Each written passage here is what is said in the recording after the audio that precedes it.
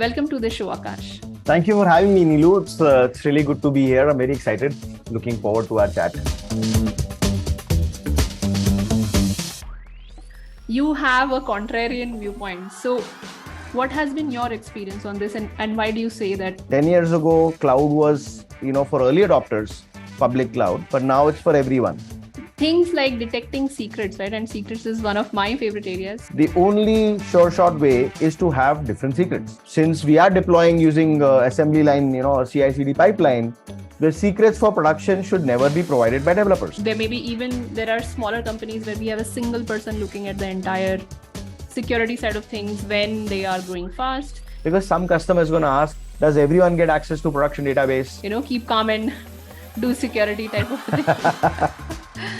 It was great having you, Akash, and thanks for answering all these difficult and hard questions for us.